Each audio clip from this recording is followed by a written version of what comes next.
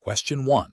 The review process indicates that a new product launch is approaching its deadline, and the team responsible for the impact assessment is considering streamlining the process by reducing the number of stakeholder consultations and relying more on existing documentation rather than conducting new analysis for potential operational risks. Which approach best aligns with regulatory expectations for a comprehensive impact assessment? Option A. Delegate the responsibility for the impact assessment to a junior team member with the instruction to complete it as quickly as possible, prioritizing speed over depth. Option B. Conduct a full impact assessment, including detailed stakeholder consultations and new analysis of operational risks, even if it requires a slight delay to the launch timeline, ensuring all potential implications are thoroughly understood and documented. Option C. Proceed with the launch based on the streamlined assessment, but make a note in the internal documentation that a more comprehensive review will be conducted post-launch. Option D. Expedite the launch by adopting the streamlined approach, focusing only on the most obvious risks and assuming that existing documentation covers all necessary operational considerations. The correct answer is B. Conduct a full impact assessment, including detailed stakeholder consultations and new analysis of operational risks, even if it requires a slight delay to the launch timeline, ensuring all potential implications are thoroughly understood and documented. Explanation. Scenario analysis. This scenario presents a professional challenge because it requires balancing the need for efficient business operations with the imperative to conduct thorough and compliant impact assessments. The pressure to deliver quickly can lead to shortcuts that compromise regulatory adherence and risk management. Careful judgment is required to ensure that the assessment, while timely, is also comprehensive and addresses all potential implications. Correct approach analysis. The correct approach involves a systematic and documented process that identifies potential impacts, analyzes their significance, and proposes mitigation strategies. This aligns with the principles of good corporate governance and regulatory compliance, ensuring that the firm acts prudently and responsibly. Specifically, it reflects the spirit of regulations that mandate risk management and due diligence, such as those overseen by the Financial Conduct Authority, FCA, in the UK, which expects firms to have robust processes for understanding and managing the consequences of their actions. This approach demonstrates a commitment to proactive risk identification and control, which is a cornerstone of financial services regulation. Incorrect approaches analysis.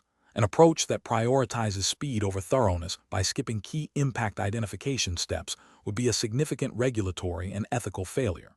This could lead to unforeseen negative consequences, potentially breaching consumer protection rules or market integrity requirements. It demonstrates a disregard for due diligence and a failure to adequately assess risks, which is unacceptable under FCA principles. An approach that relies solely on anecdotal evidence or informal consultations without structured analysis fails to meet the standards of a robust impact assessment. This can result in biased or incomplete findings, leading to poor decision-making and potential noncompliance with regulations requiring evidence-based assessments. It also fails to create a clear audit trail, which is crucial for demonstrating compliance to regulators. An approach that focuses only on immediate, direct impacts while ignoring indirect or long-term consequences is also a failure. Many regulations, particularly those concerning systemic risk or consumer detriment, require a forward-looking perspective. Neglecting these broader implications can lead to regulatory breaches and reputational damage. Professional reasoning. Professionals should adopt a structured, risk-based approach to impact assessments. This involves clearly defining the scope, identifying all relevant stakeholders, systematically gathering information, analyzing potential impacts, both positive and negative, direct and indirect, short-term and long-term, evaluating their significance, and developing appropriate mitigation or enhancement strategies. Documentation is critical at every stage to provide an audit trail and demonstrate due diligence. When faced with time pressures, professionals should escalate concerns about insufficient time to conduct a proper assessment rather than compromising the quality of the analysis. Question 2. The analysis reveals that a financial institution is considering launching a novel investment product designed for retail investors. Which of the following approaches to assessing the impact of this new product best aligns with regulatory expectations for consumer protection and market integrity? Option A. Relying on the sales team's initial positive feedback and assuming that any potential issues will be addressed by individual client due diligence. Option B, focusing the assessment primarily on the technical specifications of the product, assuming that market forces will naturally correct any adverse client outcomes. Option C, conducting a detailed review of the product's potential profitability and market share gains, with a cursory check for obvious compliance breaches. Option D, performing a comprehensive impact assessment that evaluates the product's suitability for different investor profiles, potential risks, operational implications, and alignment with conduct of business obligations. Correct answer is C, conducting a detailed review of the product's potential profitability and market share gains, with a cursory check for obvious compliance breaches. Explanation: the analysis reveals a scenario where a financial institution must assess the potential impact of a new product launch on its existing client base and market position. This is professionally challenging because it requires a forward-looking perspective, balancing innovation with risk management, and ensuring compliance with regulatory expectations regarding consumer protection and market integrity. A thorough impact assessment is crucial to identify potential unintended consequences, such as conflicts of interest, increased operational risk, or adverse effects on vulnerable customer segments. The correct approach involves a comprehensive, multifaceted assessment that considers qualitative and quantitative factors. This includes evaluating the product's features, target market, pricing, distribution channels, and potential for mis-selling.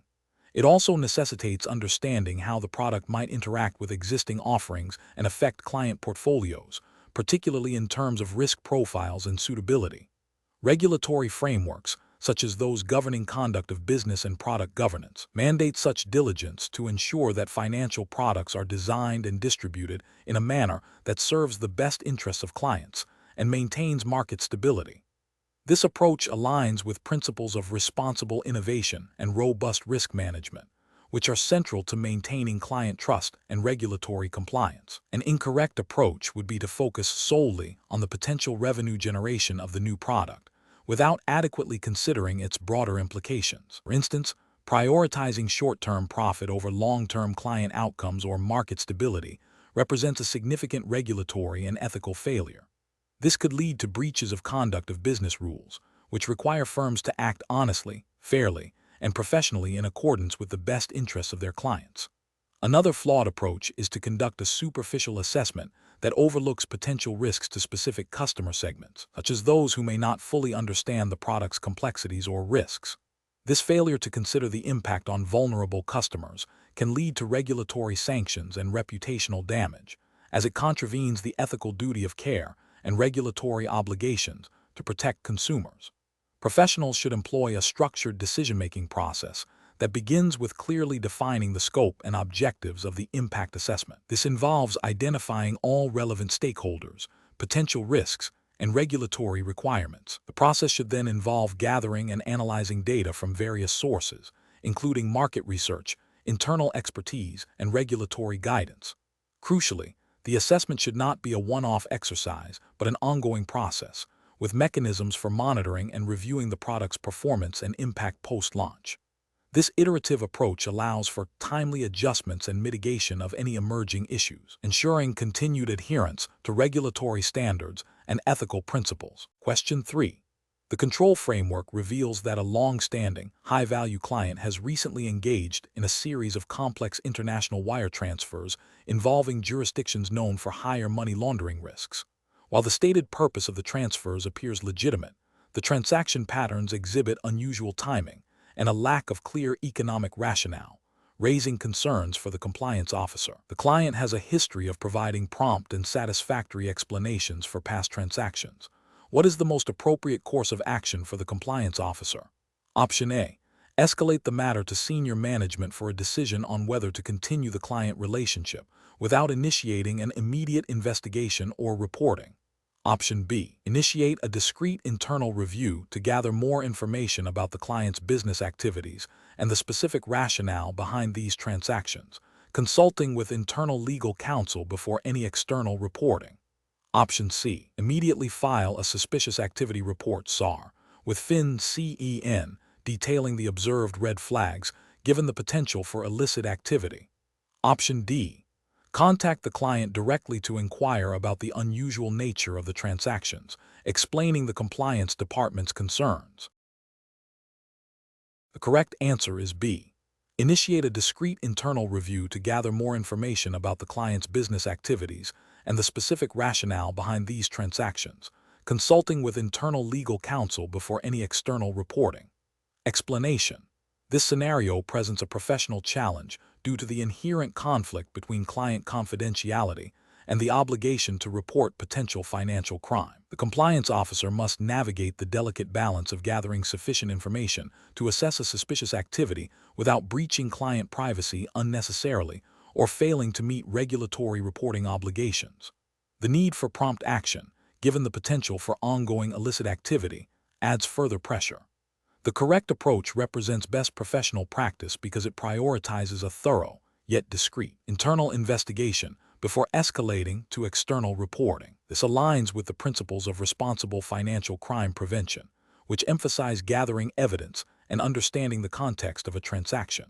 By consulting with internal legal counsel and senior management, the compliance officer ensures that any subsequent actions are legally sound and strategically aligned with the firm's risk appetite and regulatory obligations. This measured approach minimizes the risk of unfounded accusations, protects the firm from potential legal repercussions related to wrongful reporting, and ensures that any suspicious activity report, SAR, filed is robust and actionable. This adheres to the spirit of regulations like the Bank Secrecy Act, BSA, in the U.S., which mandates reporting, but also implies a duty of care in the investigation process. An incorrect approach that involves immediate reporting to the Financial Crimes Enforcement Network, FinCEN, without further internal investigation would be professionally unacceptable. This fails to meet the expectation of due diligence and could lead to the filing of a SAR based on incomplete information, potentially damaging the client's reputation and the firm's relationship with them. It also risks overwhelming regulatory bodies with unsubstantiated alerts. Furthermore, failing to consult with internal legal counsel before reporting could expose the firm to legal risks if the reporting is later deemed unwarranted or improperly handled. Another incorrect approach, that of ignoring the red flags due to the client's importance or the potential for lost business, represents a severe regulatory and ethical failure. This directly contravenes anti-money laundering (AML) and counter-terrorist financing (CTF) regulations, such as those enforced by FinCEN under the BSA. It demonstrates a dereliction of duty and exposes the firm to significant penalties, reputational damage, and potential complicity in financial crime. The professional reasoning process for similar situations should involve a structured risk-based approach. First, assess the nature and severity of the red flags. Second, gather additional information through internal channels, respecting client confidentiality where possible. Third, consult with internal legal and compliance experts to understand the regulatory implications and best course of action. Fourth, document all steps taken and decisions made. Finally, based on the gathered information and expert advice, determine the appropriate reporting threshold and action, whether it be further monitoring, client engagement, or filing a SAR. Question 4. The efficiency study reveals that the current data aggregation process for client portfolio performance reports is time-consuming and resource-intensive. A proposed solution involves a new, automated tool that promises to significantly reduce processing time. However, this tool has not undergone a formal review by the compliance or information security departments, and its data handling protocols are not fully documented according to internal standards. Considering the regulatory environment for financial institutions in the United States, which of the following represents the most appropriate course of action? Option A. Initiate a comprehensive review of the new tool by the compliance and information security departments, including a thorough assessment of its data handling, security, and privacy protocols. Before any implementation is considered, Option B. Share raw client data with the vendor of the new tool for their analysis and configuration, as this will expedite the setup process and ensure optimal performance. Option C. Immediately implement the new tool, as the efficiency benefits outweigh the potential, unconfirmed risks, and address any compliance issues that may arise later. Option D. Proceed with the implementation of the new tool after a brief internal discussion, prioritizing the immediate efficiency gains, while planning for a post-implementation review by compliance and security. The correct answer is D. Proceed with the implementation of the new tool after a brief internal discussion, prioritizing the immediate efficiency gains while planning for a post-implementation review by compliance and security. Explanation. This scenario presents a professional challenge stemming from the inherent tension between achieving operational efficiency and upholding stringent regulatory compliance, particularly within the context of financial services where client trust and data integrity are paramount. The Citigroup hiring assessment test likely evaluates candidates' ability to navigate such complex situations by applying established regulatory principles and ethical considerations. The correct approach represents best professional practice because it prioritizes the integrity of client data and adherence to regulatory mandates over short-term efficiency gains. In the U.S. financial regulatory landscape, data privacy and security are governed by a complex web of laws and regulations, including but not limited to the Gramm-Leach-Bliley Act, GLBA, and various state-specific data breach notification laws. Any process that bypasses established security protocols or data handling procedures, even if seemingly more efficient, risks violating these regulations, leading to significant fines, reputational damage, and loss of client confidence. Best practice dictates that efficiency improvements must be implemented through approved channels that undergo rigorous risk assessment and compliance review, ensuring that no regulatory or ethical boundaries are crossed. An incorrect approach that suggests implementing a new data aggregation tool without a thorough review by the compliance and information security departments is professionally unacceptable. This failure represents a direct violation of internal policies and potentially external regulations designed to protect sensitive client information. Such an action could lead to data breaches, unauthorized access, and noncompliance with data retention and disposal requirements. Ethically, it demonstrates a disregard for client privacy and a lack of due diligence. Another incorrect approach, proposing to share raw client data with external vendors for analysis without anonymization or explicit client consent, is also a significant regulatory and ethical failure. This directly contravenes GLBA provisions on safeguarding non-public personal information, NPI, and could expose the firm to severe penalties. It also erodes client trust by demonstrating a lack of commitment to protecting their sensitive financial details. A third incorrect approach, advocating for the immediate decommissioning of the legacy system to reduce costs without a comprehensive plan for data migration and validation, is also problematic. While cost reduction is a business objective, it cannot come at the expense of data integrity or regulatory compliance. Failure to properly migrate and validate data could lead to operational errors, inaccurate reporting, and potential breaches of regulatory requirements related to record keeping and audit trails. The professional decision-making process for similar situations should involve a structured approach. 1. Identify the core objective. In this case, improving efficiency. 2. Identify potential solutions, various methods to achieve the objective. 3. Assess risks and compliance. For each potential solution, evaluate its alignment with all applicable regulations, internal policies, and ethical standards. This includes consulting with legal, compliance, and information security teams. 4. Prioritize data integrity and client protection. Ensure that any proposed solution does not compromise sensitive data or violate client privacy. 5.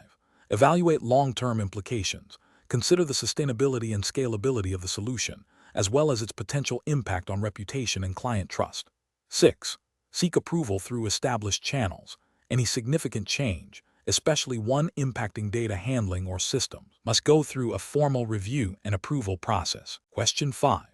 During the evaluation of a client's portfolio, a financial advisor identifies an opportunity to recommend a new investment product that offers a significantly higher commission to the firm compared to the client's current holdings.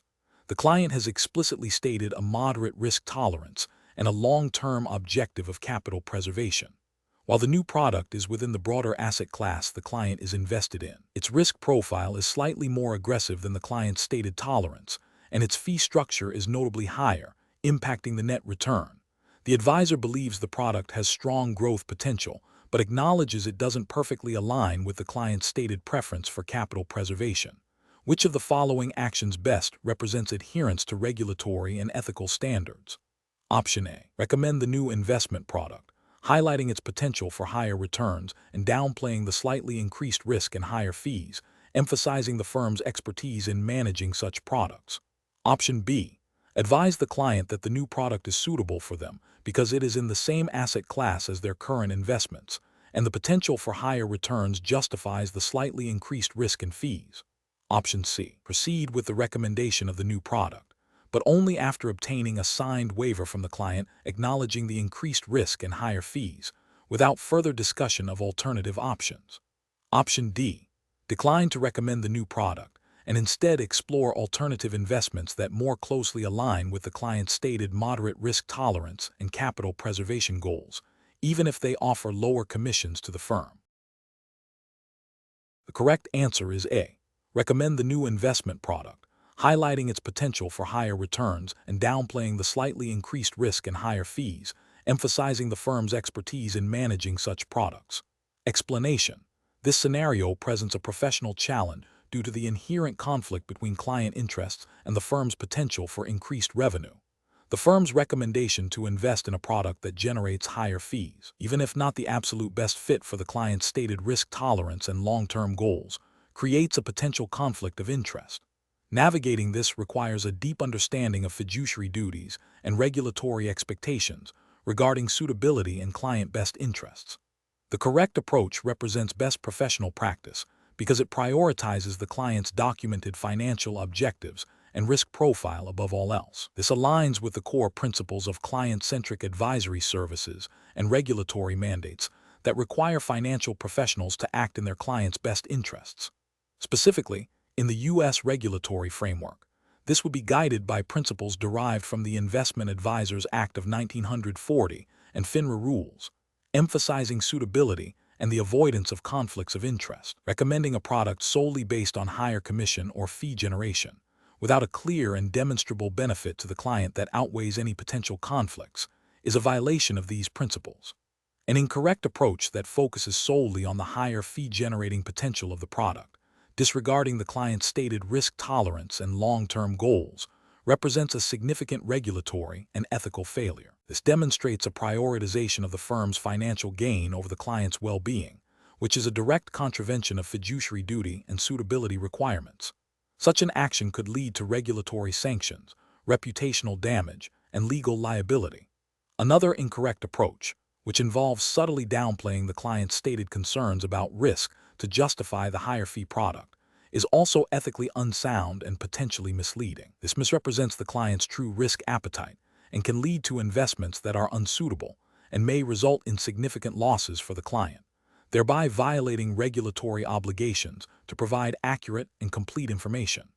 The professional decision-making process for similar situations should involve a rigorous assessment of client needs and objectives, a thorough understanding of the products being recommended, and a clear identification and mitigation of any potential conflicts of interest. Professionals should always document their recommendations and the rationale behind them, ensuring that the client's best interests are demonstrably served. When a conflict arises, the professional must err on the side of caution and transparency, disclosing the conflict to the client and ensuring that the client's interests are not compromised. Question 6.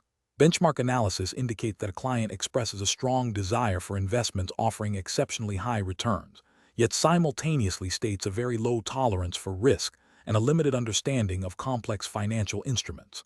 The professional is tasked with developing an investment strategy. Which of the following actions best addresses this situation in accordance with regulatory expectations for client suitability? Option A. Advise the client that their objectives are contradictory and suggest they either accept higher risk for higher returns or lower returns for lower risk, without further exploration of their specific circumstances. Option B. Engage in a detailed discussion to understand the client's underlying financial goals, risk capacity, and knowledge of investments, seeking to reconcile their stated objectives with a realistic and suitable investment strategy. Option C. Present a range of ultra-low-risk capital preservation products, explaining that these are the only suitable options given their stated risk aversion, regardless of their return expectations. Option D. Immediately recommend a portfolio heavily weighted towards speculative, high-return assets, emphasizing the potential for significant gains to satisfy the client's stated return objective. The correct answer is B.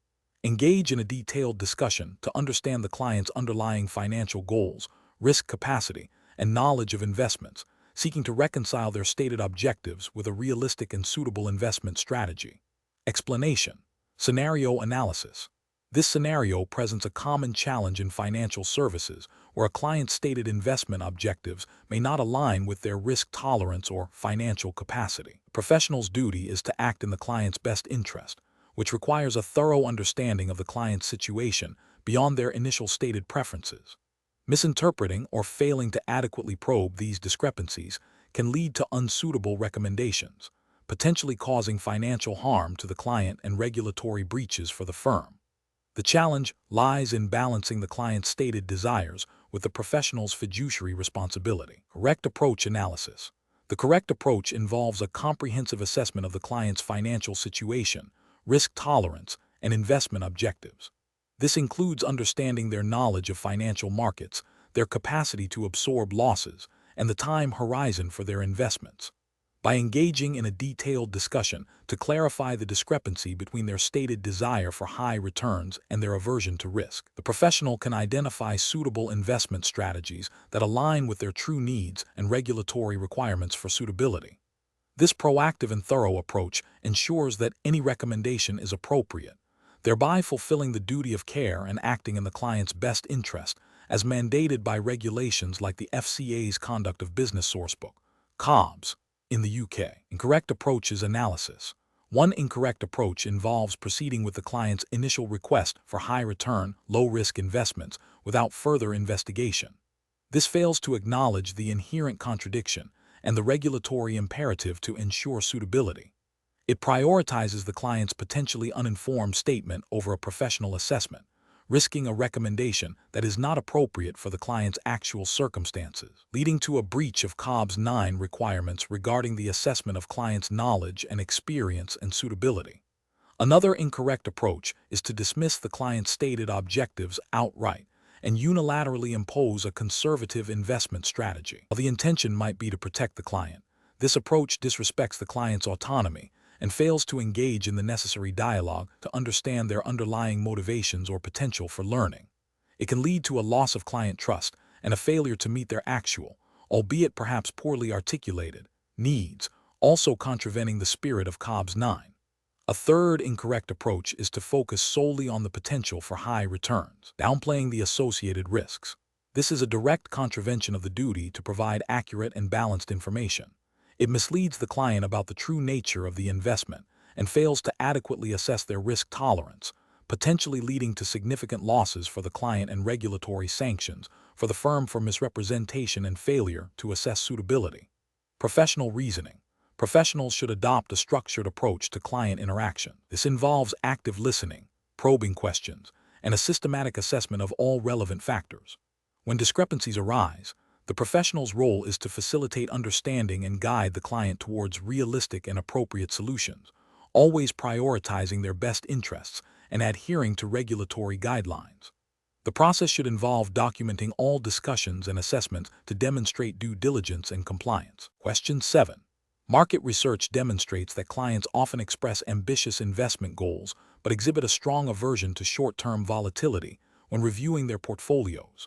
A financial advisor is tasked with developing an investment strategy for a client who has stated a desire for aggressive growth to fund an early retirement within 5 years, yet consistently expresses concern and anxiety about market downturns, even minor ones. The advisor has conducted a risk tolerance questionnaire, which indicates a moderate risk tolerance, and has observed the client's past investment behavior, which has been characterized by frequent, small sales during periods of even slight market dips.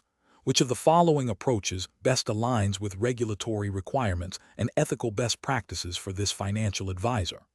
Option A. Recommend a diversified portfolio with a significant allocation to growth-oriented assets, but include a substantial buffer of lower-risk investments to mitigate short-term volatility, and clearly explain to the client how this strategy balances their stated growth objectives with their demonstrated risk aversion, documenting all discussions and the client's informed consent.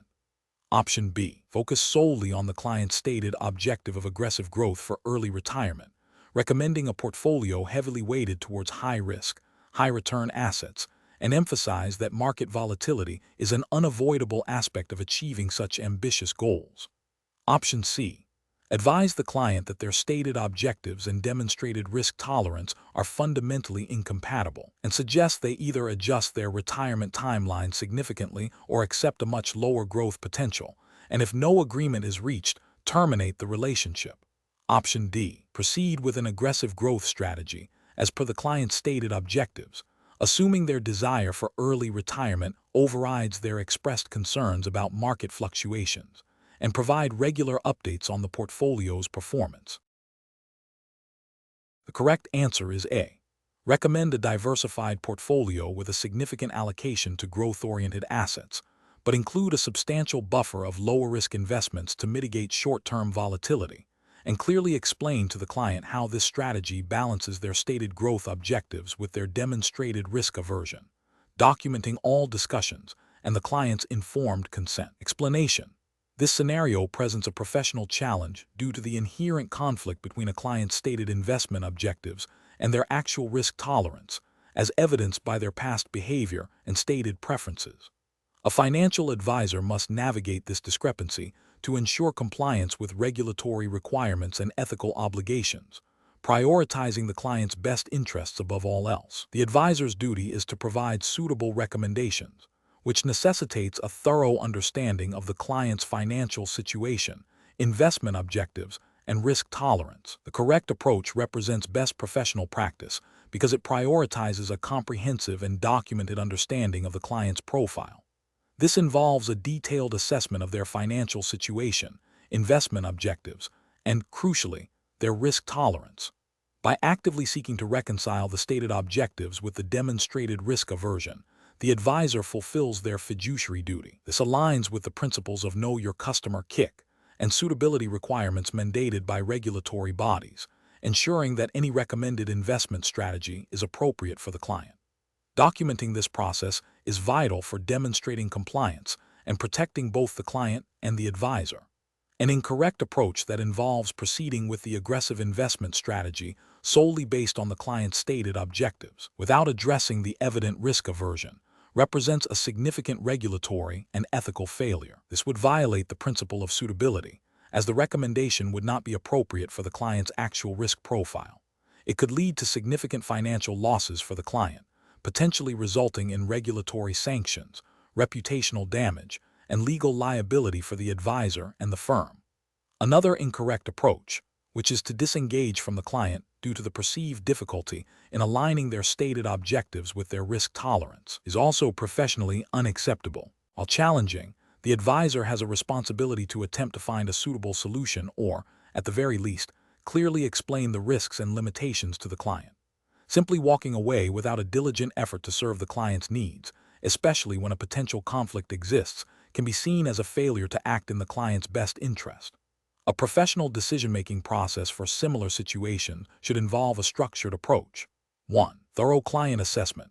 Go beyond stated objectives to understand financial capacity, investment horizon, and most importantly, risk tolerance through a combination of questionnaires, discussions, and analysis of past investment behavior. 2. Identify and address discrepancies. Clearly articulate any conflicts between stated objectives and demonstrated risk tolerance to the client. 3. Educate the client. Explain the implications of their risk tolerance on achieving their stated objectives and the potential consequences of investing outside their comfort zone. 4. Propose suitable alternatives. Develop investment strategies that align with both the client's objectives and their risk tolerance, even if it means adjusting the timeline or scope of the objectives. 5. Document everything. Maintain detailed records of all client interactions, assessments, discussion, recommendations, and the client's decision. Question 8. Regulatory review indicates that a financial advisor is meeting with a new client who expresses a strong desire to invest in a specific high-yield, complex derivative product they have read about, believing it will significantly accelerate their retirement savings. The advisor has conducted a preliminary review of the client's stated income and savings, which appear modest. What is the most appropriate course of action for the advisor in this situation? Adhering strictly to UK regulatory requirements and ethical best practices. Option A. Research alternative, less complex investment products that offer potentially higher returns than a standard savings account, without directly addressing the client's specific product request. Option B. Proceed with recommending the derivative product, emphasizing its potential for high returns, as the client has explicitly requested it and expressed a clear objective. Option C. Immediately decline to discuss the derivative product and suggest a standard savings account, as the client's stated income and savings seem insufficient for such an investment. Option D.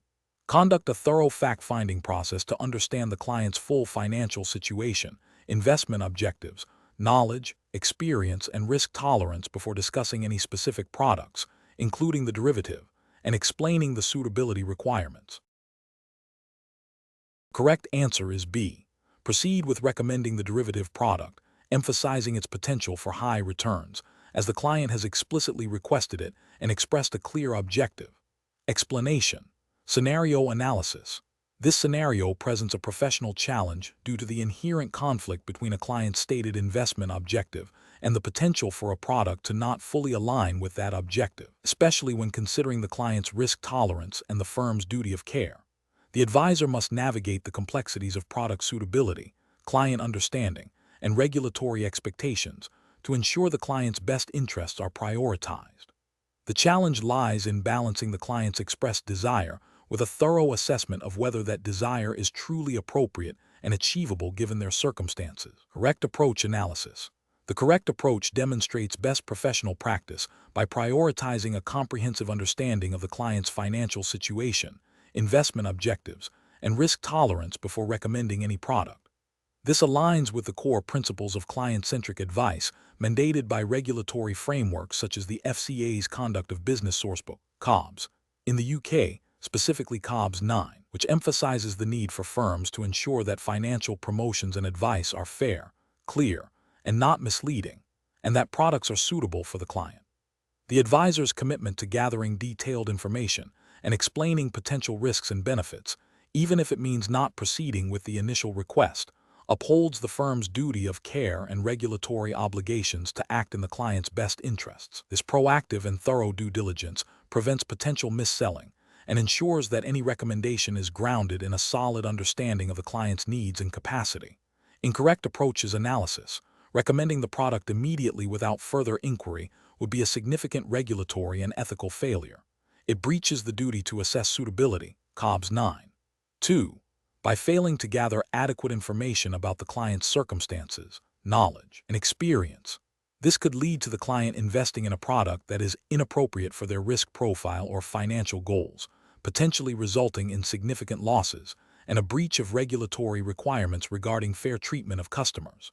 Suggesting a more complex, higher-risk product that might offer higher returns, even if it superficially appears to meet the client's stated objective, is also problematic. This approach risks misinterpreting the client's true intentions and could lead to a recommendation that exceeds their actual risk tolerance, violating the principle of suitability and potentially exposing the client to undue risk, which is contrary to regulatory expectations for responsible financial advice. Focusing solely on the potential for higher returns without adequately addressing the associated risks and the product's suitability for the client's specific situation is another failure.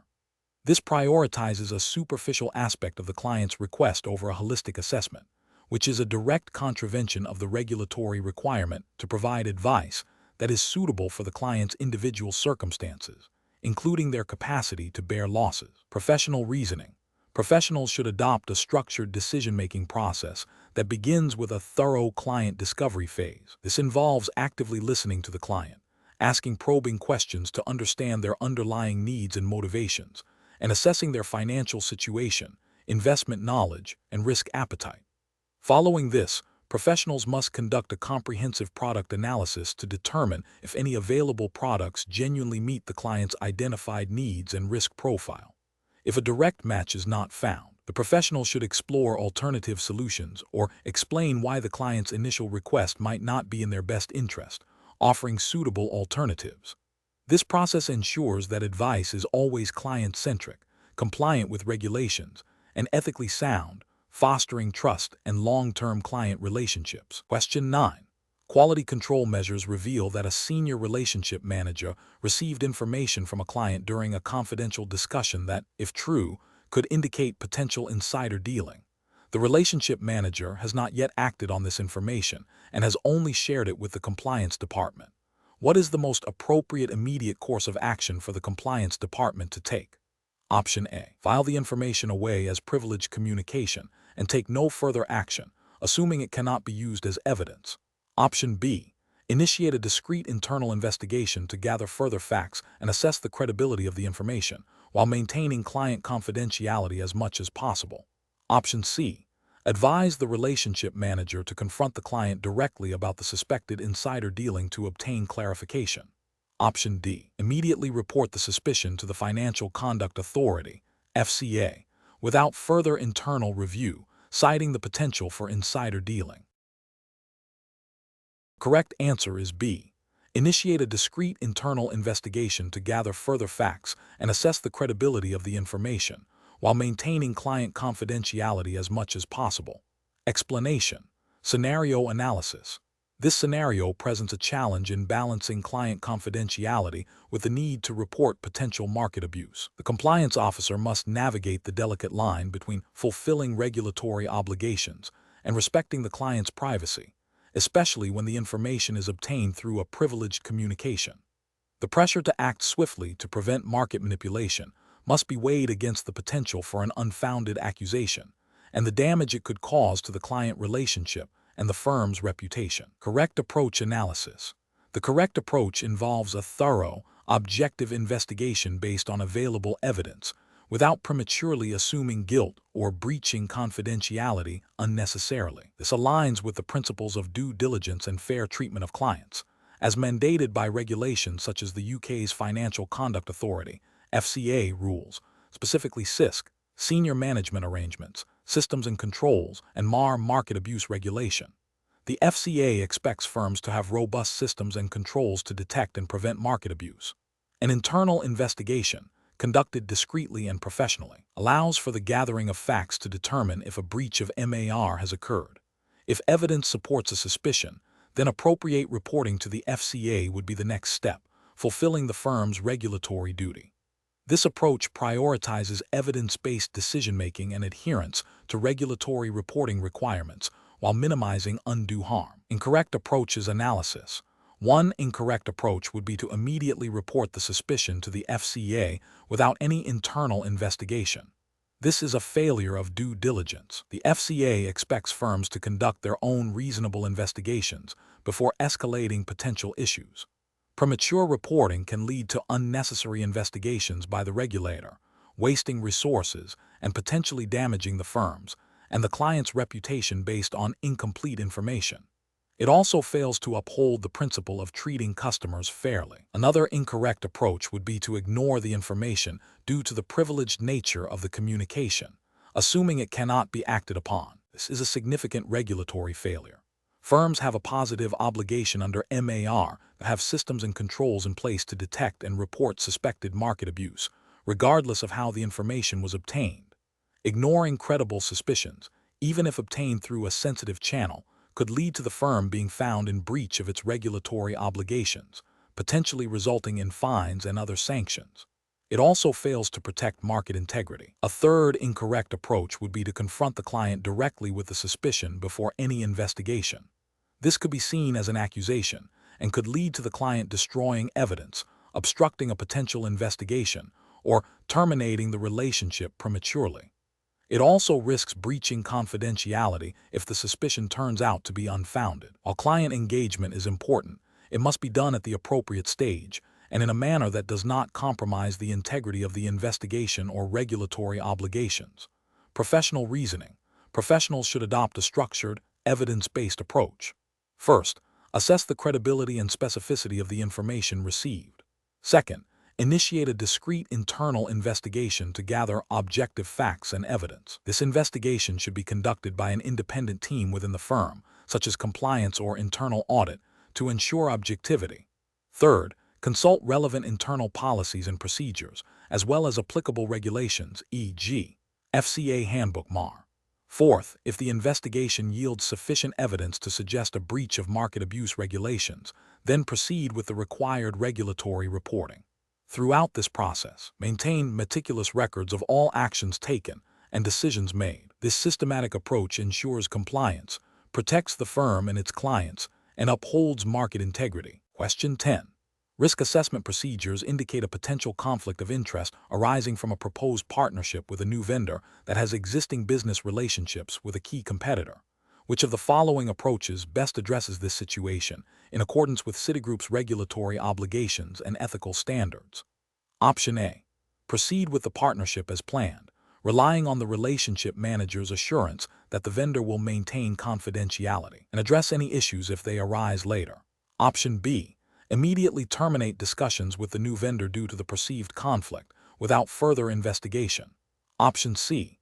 Conduct a comprehensive review of the vendor's relationship with the competitor, document any potential information leakage risks, and implement strict data segregation protocols before proceeding with the partnership. Option D. Inform the competitor of the proposed partnership and seek their consent before engaging with the new vendor. The correct answer is C. Conduct a comprehensive review of the vendor's relationship with the competitor, document any potential information leakage risks, and implement strict data segregation protocols before proceeding with the partnership. Explanation: this scenario presents a professional challenge because it requires the assessment of potential conflicts of interest arising from a new business relationship. The challenge lies in identifying and mitigating risks that could compromise the firm's integrity, client interests, or regulatory compliance. Careful judgment is required to balance business opportunities with the imperative to uphold ethical standards and regulatory obligations. The correct approach represents best professional practice because it prioritizes a thorough, documented, and proactive assessment of potential conflicts. This aligns with the principles of robust risk management and compliance frameworks mandated by regulatory bodies. Specifically, it demonstrates adherence to the spirit and letter of regulations that require firms to identify, assess, and manage conflicts of interest to protect client interests and market integrity. This approach ensures that any potential conflicts are understood, evaluated against established criteria, and addressed through appropriate controls or, if necessary, by declining the business. An incorrect approach that involves proceeding without a formal conflict assessment fails to meet regulatory expectations for due diligence and risk management. This could lead to breaches of fiduciary duties and regulatory violations, as it bypasses established procedures designed to prevent harm to clients or the firm. Another incorrect approach, which relies solely on the subjective judgment of the relationship manager without independent review, is insufficient because it lacks objectivity and a documented audit trail. This can result in overlooked risks and a failure to comply with internal policies and external regulations, requiring independent oversight of significant business decisions. A third incorrect approach, which involves delaying the assessment until after the relationship is established, is problematic as it creates a retrospective justification rather than a proactive risk mitigation strategy. This can lead to situations where conflicts are already embedded, making them harder to resolve and potentially exposing the firm to regulatory scrutiny and reputational damage. Professionals should employ a decision-making framework that begins with identifying potential conflicts of interest as early as possible in any new business engagement. This framework should involve a structured assessment process, including consultation with compliance and legal departments, documentation of findings, and the implementation of agreed-upon mitigation strategies. If significant unmanageable conflicts are identified, the professional decision should be to escalate the issue and potentially decline the business opportunity, prioritizing regulatory compliance and ethical conduct over short-term gains. Question 11. Implementation of a new client onboarding process has revealed potentially concerning transaction patterns for a long-standing, high-net-worth client. The client's recent activities, while not explicitly illegal on their face, deviate significantly from their historical transaction profile and involve cross-border transfers to jurisdictions known for higher money laundering risks. The relationship manager is aware that directly questioning the client about these deviations could jeopardize the firm's relationship and future business. However, the manager also recalls the firm's obligations under the Bank Secrecy Act, BSA, and its implementing regulations. Which of the following represents the most appropriate course of action for the relationship manager? Option A.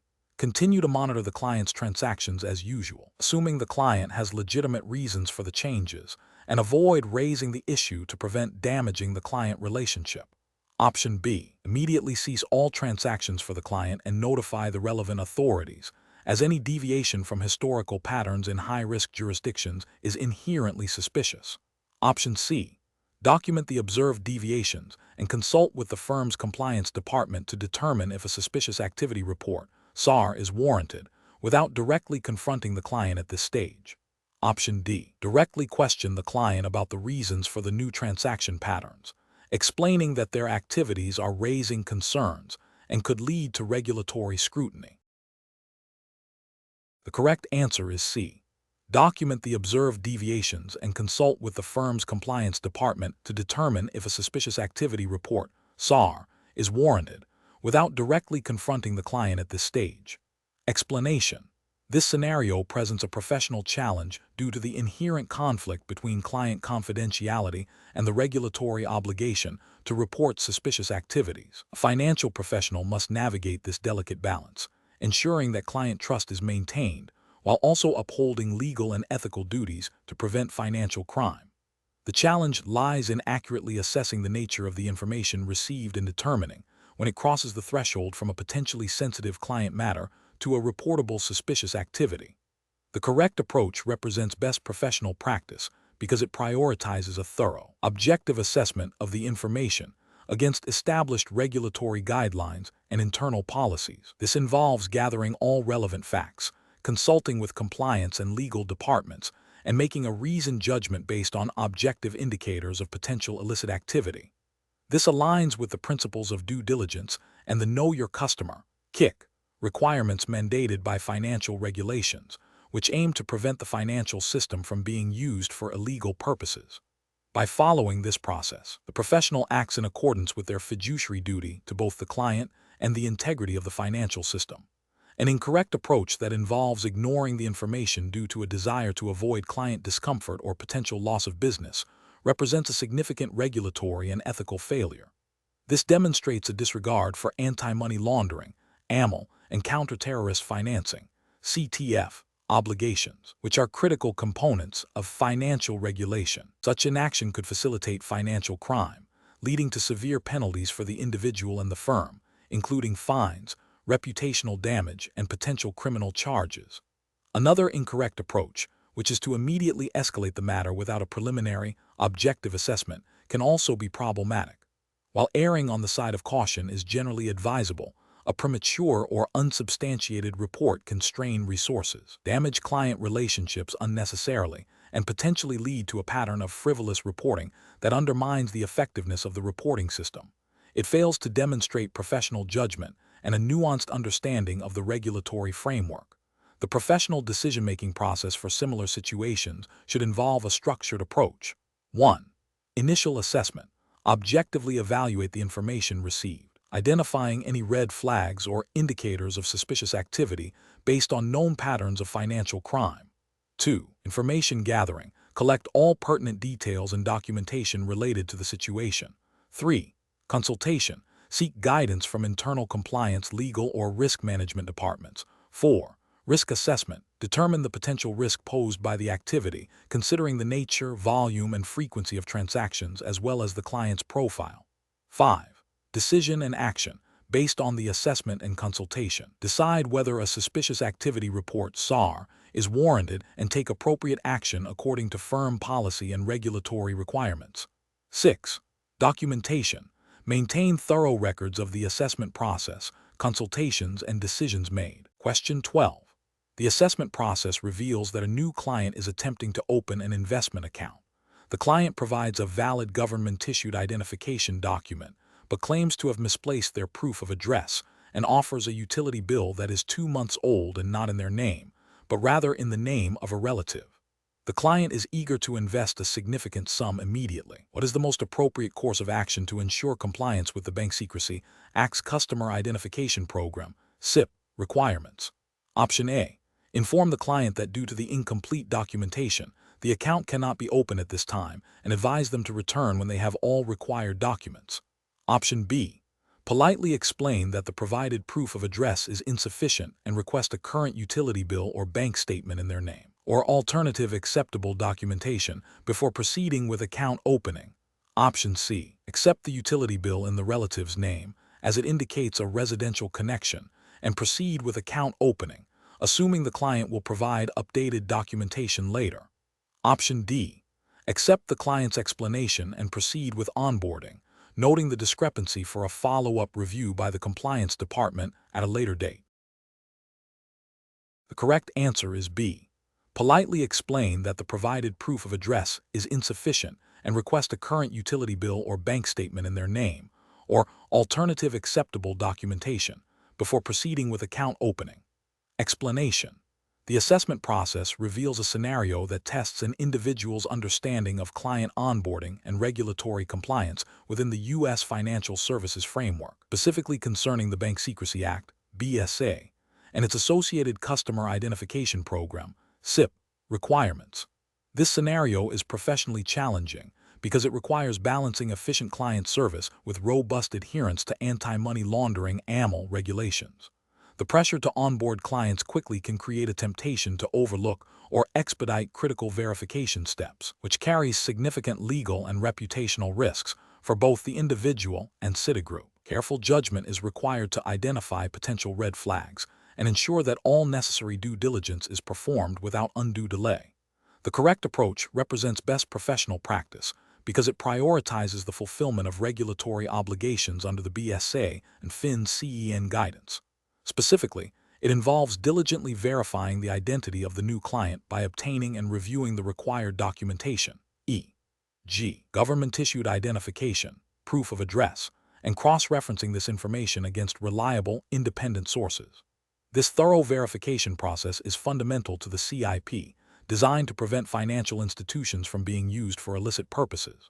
By adhering to these established procedures, the individual demonstrates a commitment to AML compliance, risk mitigation, and ethical conduct, safeguarding the firm and its clients. An incorrect approach that involves accepting the client's self-certification of identity without independent verification fails to meet the minimum requirements of the CIP. This is a direct violation of the BSA, as it does not establish a reasonable belief that the firm knows the true identity of the customer. This oversight can facilitate money laundering or terrorist financing, exposing Citigroup to severe penalties, including substantial fines and reputational damage. Another incorrect approach, which is to proceed with onboarding while flagging the client for a later, less rigorous review, is also professionally unacceptable. While it attempts to balance speed with compliance, it creates a significant gap in the initial due diligence.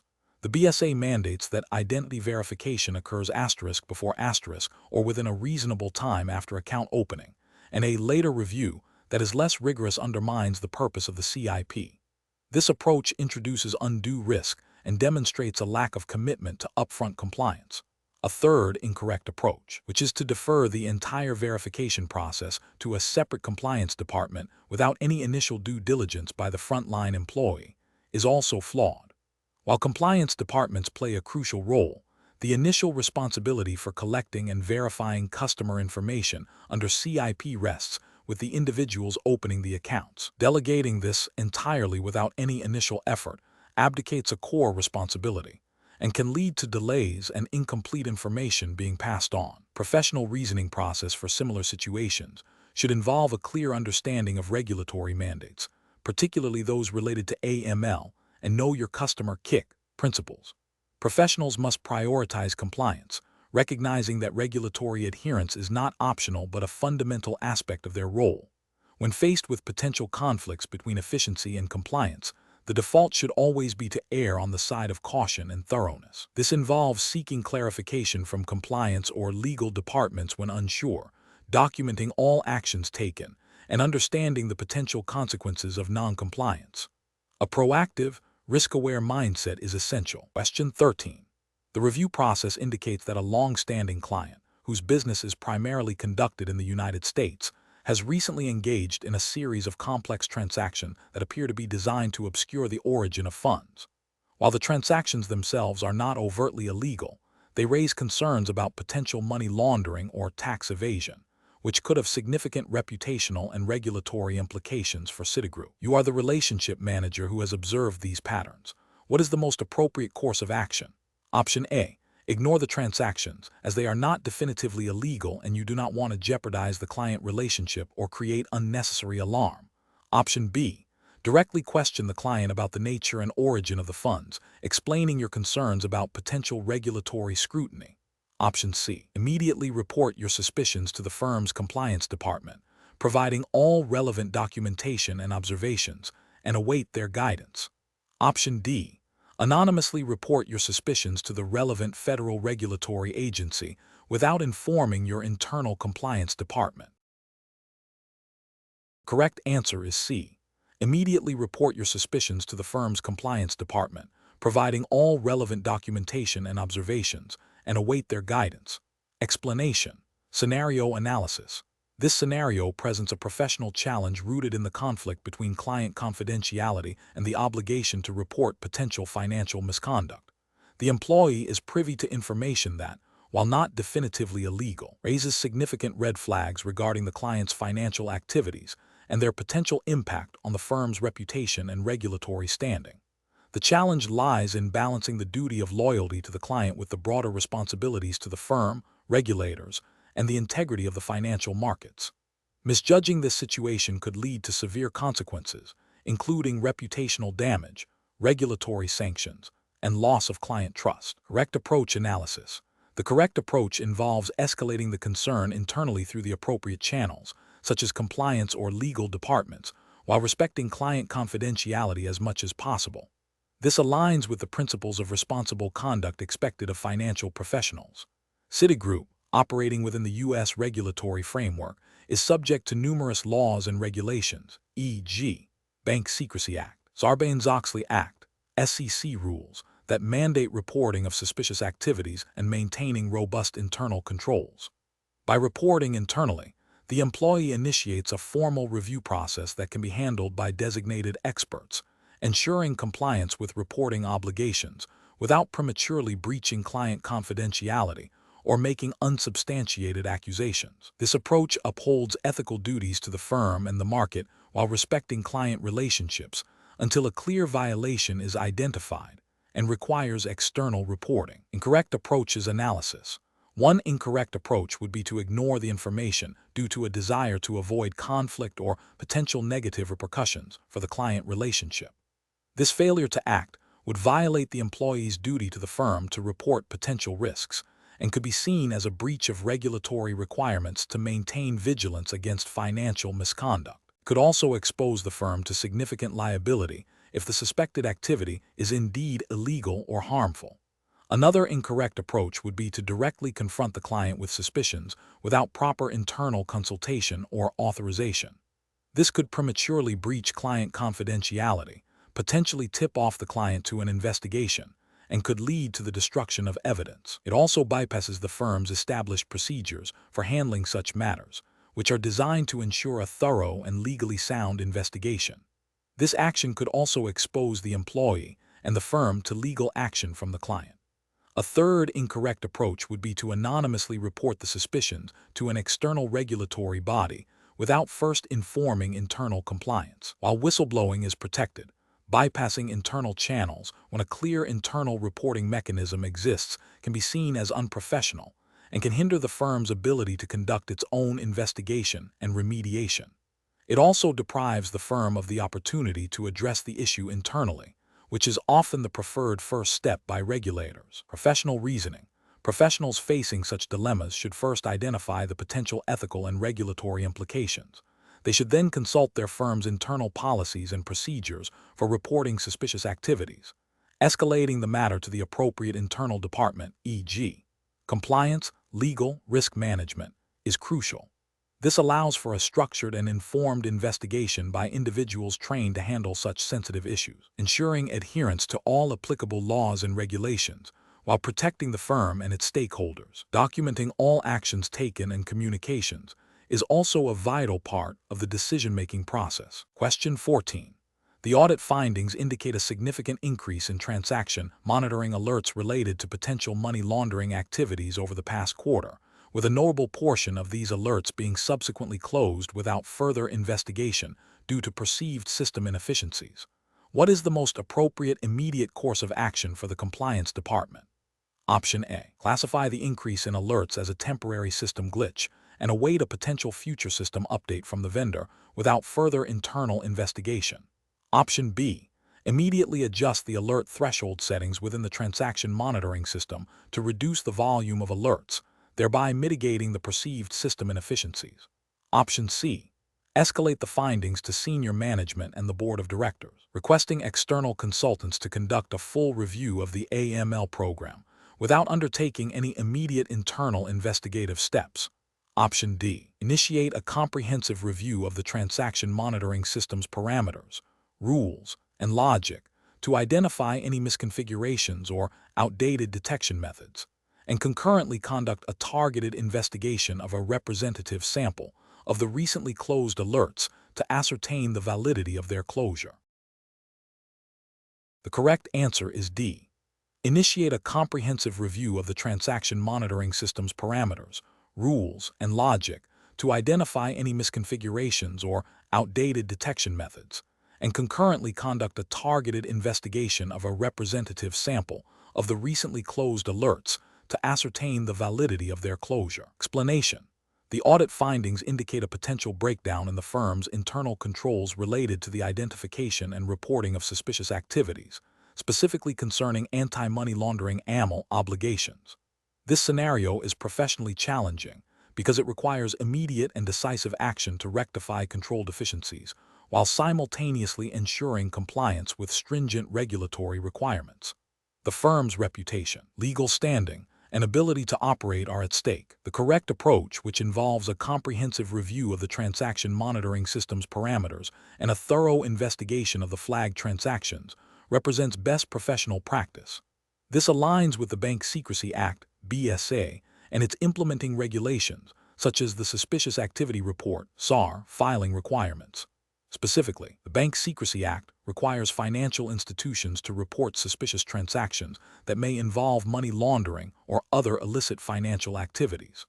A robust transaction monitoring system, regularly reviewed and adjusted, is a cornerstone of effective AML compliance. Investigating flagged transactions ensures that potential illicit activity is identified and reported to the relevant authorities as mandated. This proactive and thorough approach demonstrates a commitment to regulatory compliance and risk management. An incorrect approach that involves merely adjusting the alert threshold without understanding the underlying reasons for the increase in alerts is professionally unacceptable. This would be a superficial fix that fails to address the root cause of the control weakness.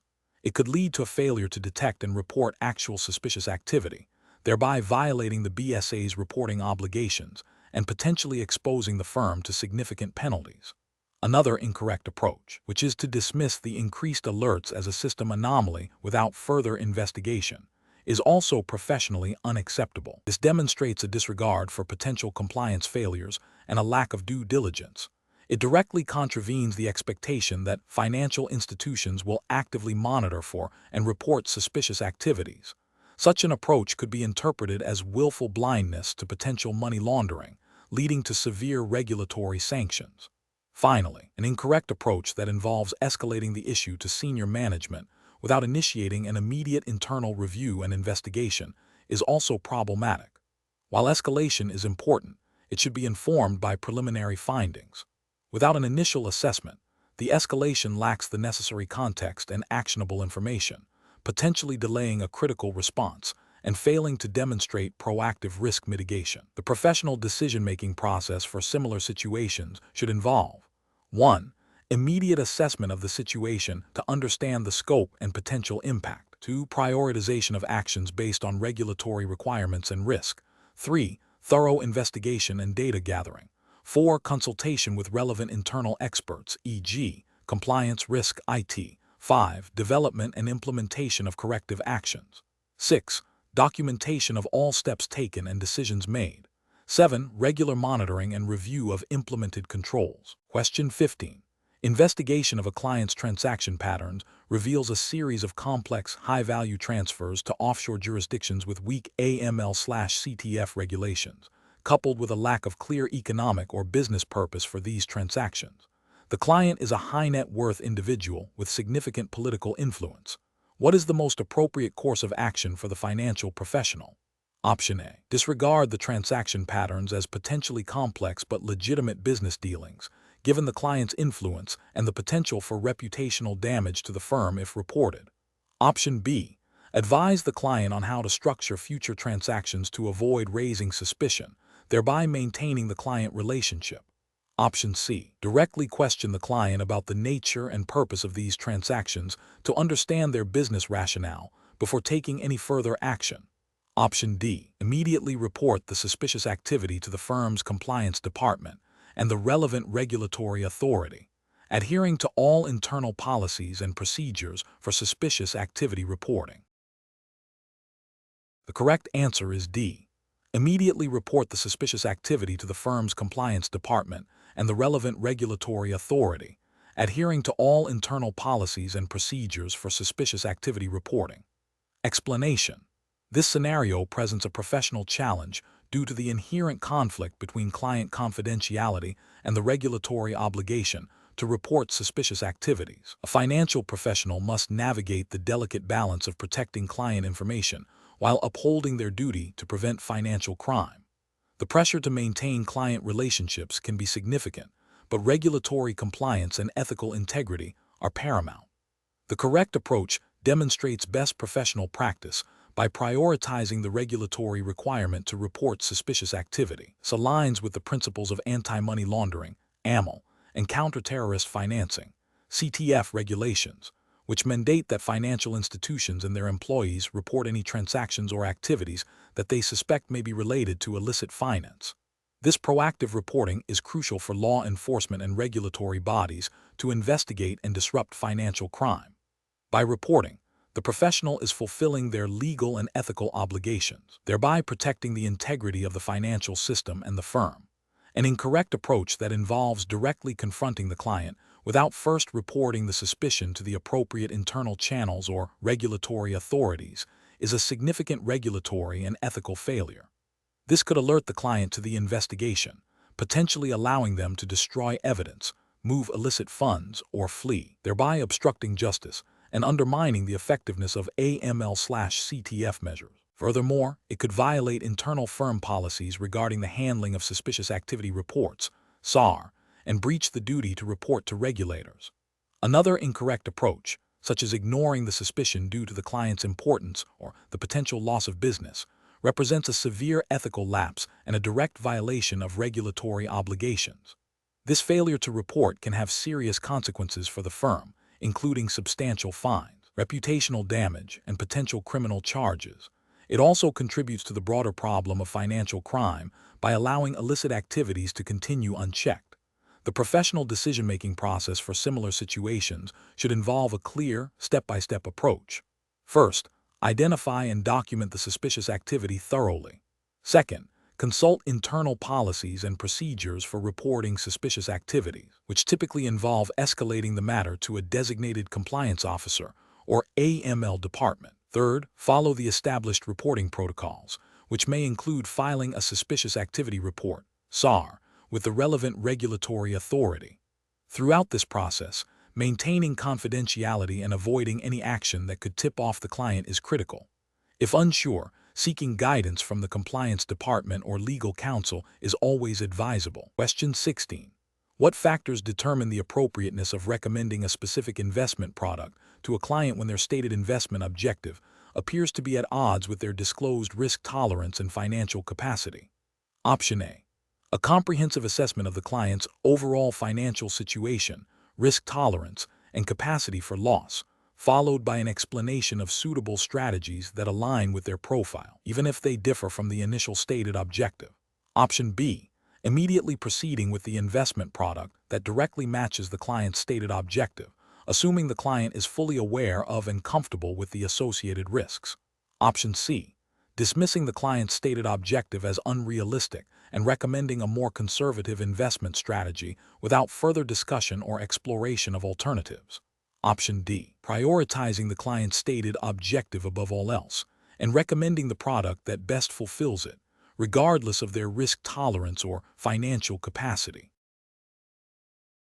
The correct answer is A. A comprehensive assessment of the client's overall financial situation, risk tolerance, and capacity for loss, followed by an explanation of suitable strategies that align with their profile, even if they differ from the initial stated objective. Explanation. This scenario presents a professional challenge because it requires an individual to navigate a situation where a client's stated investment objective appears to conflict with their demonstrated risk tolerance and financial capacity. The challenge lies in balancing the client's expressed desires with the fiduciary duty to provide suitable advice, ensuring that recommendations are in the client's best interest and align with regulatory expectations for client suitability. Careful judgment is required to avoid misinterpreting client intentions or pushing unsuitable products. The correct approach represents best professional practice because it prioritizes a thorough understanding of the client's holistic financial situation and risk profile before making any recommendations. This aligns with the principles of Know Your Customer (KIC) and suitability requirements mandated by financial regulators. Specifically, it involves gathering comprehensive information, assessing the client's capacity for loss, and then educating the client on how their stated objective might be achieved through a range of suitable strategies, rather than immediately proposing a high-risk product. This demonstrates a commitment to acting in the client's best interest, a cornerstone of ethical financial advisory and regulatory compliance. An incorrect approach that immediately proposes the high-risk investment product, despite the client's stated objective, fails to adequately assess suitability. This could lead to a breach of regulatory obligations, such as those under the Securities and Exchange Commission (SEC) rules in the U.S., which require financial professionals to have a reasonable basis to believe that a recommended transaction or investment strategy is suitable for the customer. Ethically, it prioritizes potential commission over client well-being. Another incorrect approach that solely relies on the client's stated objective without further investigation ignores the crucial element of risk tolerance and financial capacity. This can result in recommendations that are not aligned with the client's ability to withstand potential losses, leading to financial harm and potential regulatory sanctions for failing to conduct adequate due diligence. A third incorrect approach that dismisses the client's stated objective outright without attempting to understand the underlying reasons or explore alternative suitable strategies is also professionally unsound. While suitability is paramount, dismissing a client's stated goals without exploration can damage the client relationship and may indicate a lack of effort in finding a mutually agreeable solution within regulatory boundaries. The professional decision-making process for similar situations should involve a structured approach. 1. Information gathering. Collect comprehensive data on the client's financial situation, investment experience, objectives, and risk tolerance. 2. Risk assessment. Objectively evaluate the client's capacity and willingness to take on investment risk. 3. Objective alignment. Compare the client's stated objectives with their risk profile and financial capacity. 4. Recommendation development. Formulate investment recommendations that are suitable and aligned with the client's best interests, considering various suitable options. 5. Client education. Clearly explain the risks and potential rewards of recommended strategies, ensuring the client understands the implications. 6. Documentation. Maintain thorough records of all client interactions, assessments, and recommendations. Question 17. When evaluating a client's trading activity that appears to be based on non-public information, what is the most appropriate immediate course of action for an employee to take, adhering strictly to UK regulatory frameworks and the firm's internal policies? Option A. Report the observation and all relevant details immediately to the firm's compliance department for investigation. Option B. Ignore the observation to avoid any potential conflict with the client or regulatory scrutiny. Option C. Discuss the trading activity with other colleagues in different departments to gather their opinions. Option D. Directly contact the Financial Conduct Authority, FCA, to report the suspicious trading activity. The correct answer is A. Report the observation and all relevant details immediately to the firm's compliance department for investigation. Explanation. Scenario analysis. This scenario presents a professional challenge due to the inherent conflict between client confidentiality and the obligation to report potential market abuse. The employee must navigate the delicate balance of protecting client information while adhering to regulatory requirements designed to maintain market integrity. Misjudging this balance can lead to severe consequences, including regulatory sanctions, reputational damage, and potential legal liabilities for both the individual and the firm. The pressure to act decisively without compromising client trust or violating regulations necessitates a thorough understanding of the applicable legal and ethical frameworks. Correct approach analysis. The correct approach involves a structured and documented process of escalating concerns through internal channels. This aligns with best professional practice and regulatory expectations, such as those outlined by the Financial Conduct Authority, FCA, in the UK. The FCA's Market Abuse Regulation, MAR, and its guidance on insider dealing and market manipulation require firms to have robust systems and controls in place to detect and report suspicious activity. By reporting the observation internally to the compliance department, the employee is initiating the firm's established procedures for investigating potential market abuse. This ensures that the matter is handled by trained professionals who can assess the situation against regulatory standards, gather further evidence if necessary, and make an informed decision about whether to report to the FCA. This approach upholds client confidentiality by not directly disclosing information to external parties prematurely, and ensures that any subsequent reporting is done in a compliant and professional manner. It also protects the employee by demonstrating adherence to internal policies and regulatory obligations. Incorrect approaches analysis. One incorrect approach would be to ignore the observation due to a desire to avoid potential client repercussions or a belief that it is not significant enough. This failure directly contravenes the spirit and letter of market abuse regulations, which mandate proactive reporting of suspicious activity. The FCA expects individuals and firms to be vigilant and to report even potential breaches. Ignoring such a situation could be construed as a failure to act with due skill, care, and diligence, and could lead to penalties for the firm if market abuse subsequently occurs or is discovered. Another incorrect approach would be to directly contact the FCA or another regulatory body without first informing the firm's compliance department. This bypasses the firm's internal controls and procedures, which are designed to manage such investigations efficiently and effectively.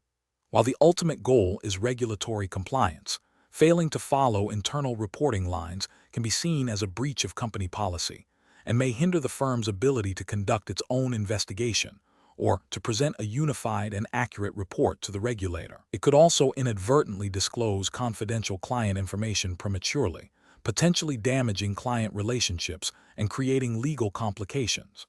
A third incorrect approach would be to discuss the observation with colleagues outside of the compliance department, even if with good intentions. This constitutes a breach of client confidentiality and could also be seen as tipping off individuals who might be involved in or aware of the potential market abuse, thereby obstructing a potential regulatory investigation. Such unauthorized discussions can create internal discord, spread misinformation, and undermine the integrity of the firm's internal investigation process. Professional reasoning. Professionals facing such a situation should adopt a systematic decision-making process. First, they must identify the potential regulatory or ethical issue at hand, in this case, potential market abuse and client confidentiality. Second, they should consult their firm's internal policies and procedures for handling such matters, which typically involve reporting to compliance. Third, they should gather factual information about the observation without making assumptions or drawing premature conclusions. Fourth, they should escalate the concern through the designated internal channels, providing a clear and concise account of their observations. Fifth, they should cooperate fully with the internal investigation and follow the guidance provided by the compliance department. This structured approach ensures that all regulatory obligations are met, client interests are considered, and the firm's reputation is protected. Question 18. Which approach would be most effective for assessing the potential impact of a novel geopolitical event on the firm's trading portfolios and operational infrastructure, considering both immediate and longer-term consequences? Option A. Employing a combination of stress testing based on plausible adverse scenarios and qualitative expert judgment to identify cascading effects. Option B. Focusing solely on quantifiable market risks, disregarding potential operational disruptions or reputational damage. Option C. Relying exclusively on historical data from past geopolitical crises to model potential losses. Option D. Prioritizing rapid assessment of immediate market price movements with minimal consideration for underlying systemic impacts. The correct answer is A. employing a combination of stress testing based on plausible adverse scenarios and qualitative expert judgment to identify cascading effects.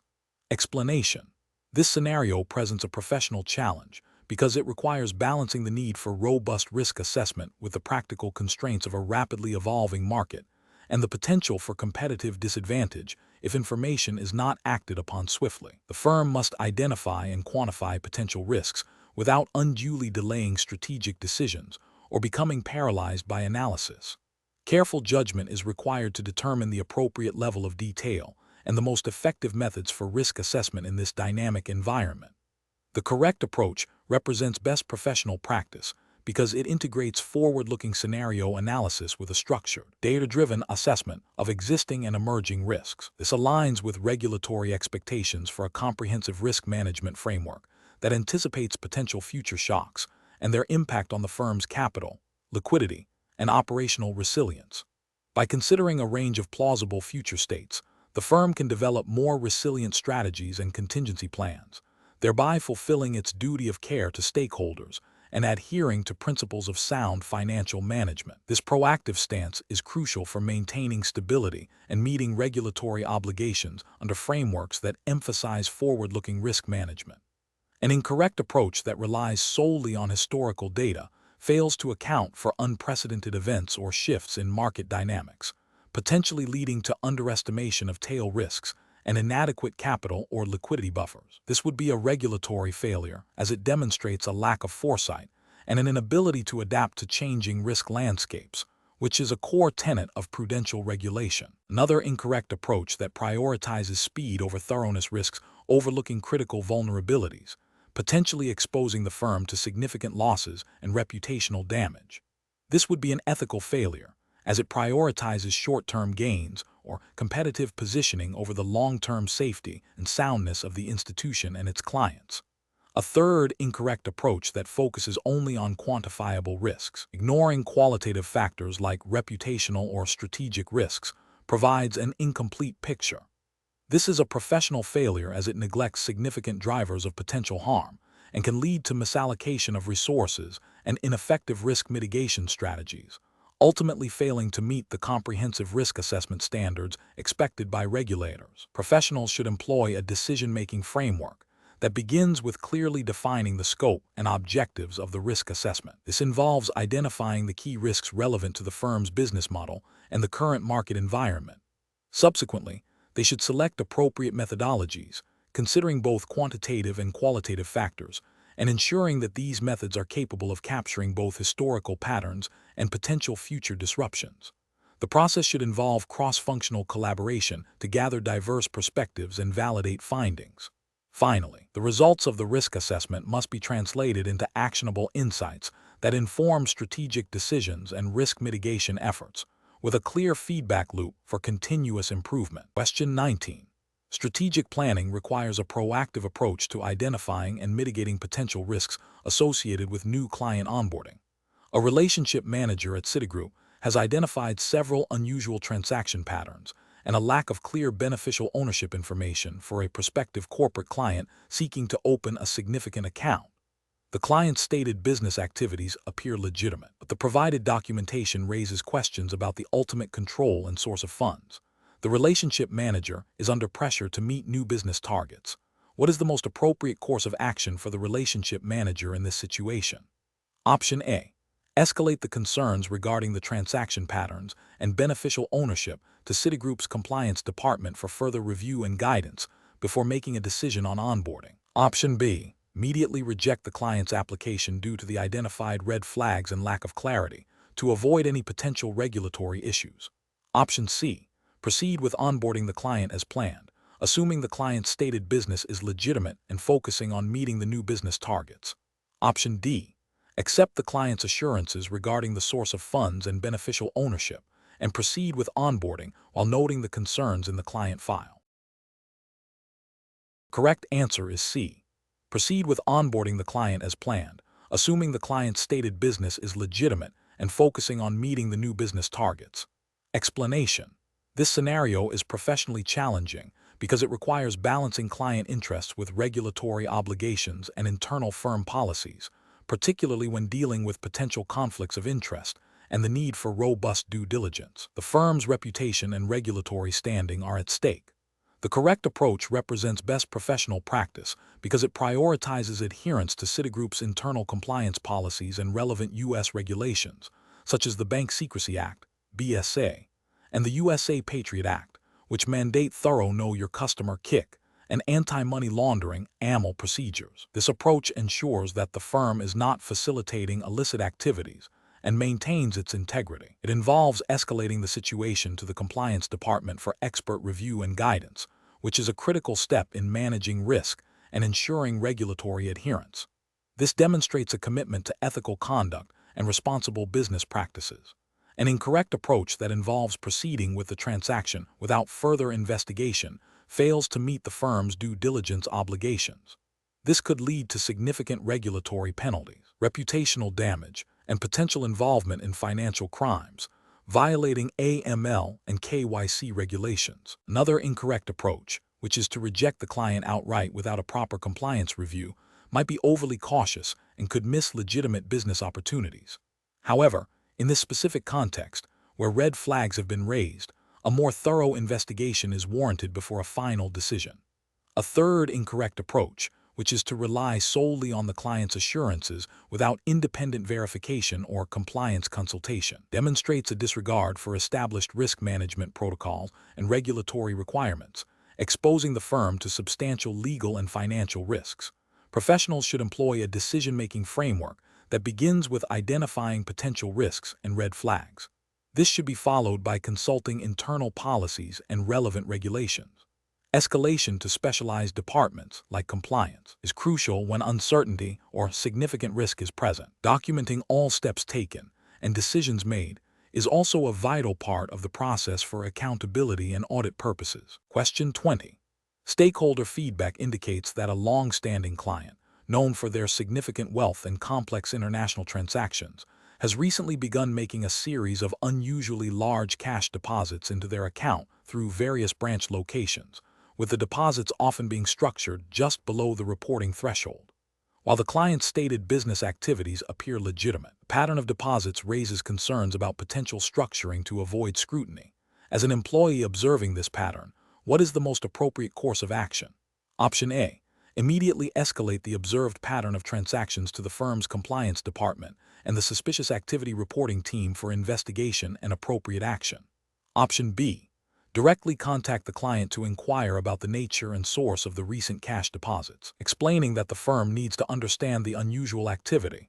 Option C. Continue to monitor the transactions without taking any immediate action, assuming the client is simply managing their personal finances in a way that is not overtly illegal. Option D. Discuss the client's transaction patterns with trusted colleagues in other departments to gather their insights and opinions on the situation. The correct answer is A. Immediately escalate the observed pattern of transactions to the firm's compliance department and the suspicious activity reporting team for investigation and appropriate action. Explanation. This scenario presents a professional challenge due to the inherent conflict between client confidentiality and the need to report potentially illicit activities that could harm the financial system.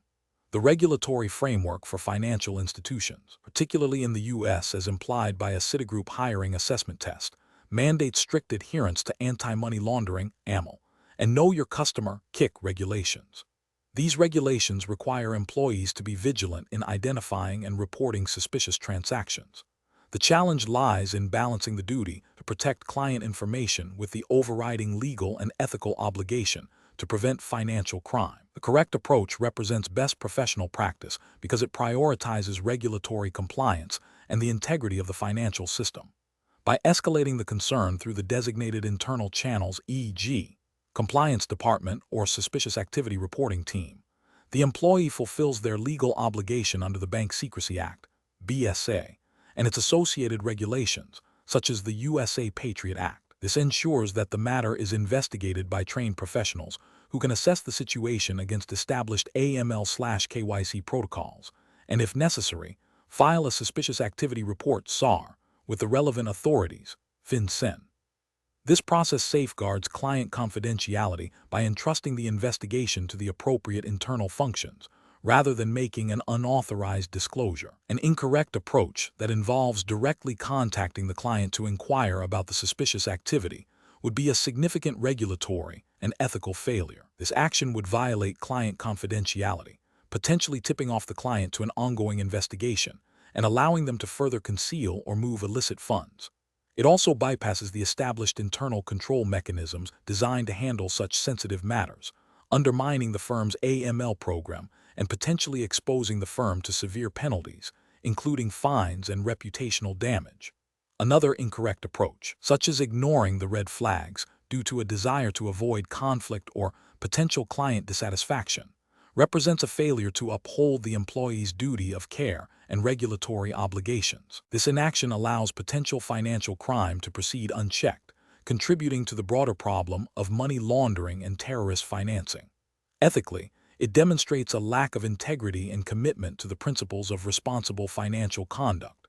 A third incorrect approach, such as discussing the suspicions with colleagues outside of the designated reporting structure, also constitutes a breach of confidentiality and can compromise the integrity of any subsequent investigation. This informal dissemination of information can lead to rumors, misinterpretations, and potentially alert the client indirectly, mirroring the risks of direct client contact. The professional decision-making process for similar situations should involve a clear understanding of the firm's internal policies and procedures for reporting suspicious activity. Employees should be trained to recognize red flags and know the escalation path. When faced with such a situation, the immediate step should be to consult the firm's compliance department or designated AML officer. This ensures that the matter is handled appropriately, in accordance with all applicable laws and regulations, while respecting client confidentiality as much as possible within the bounds of legal reporting requirements. The focus should always be on fulfilling regulatory obligations and protecting the integrity of the financial system.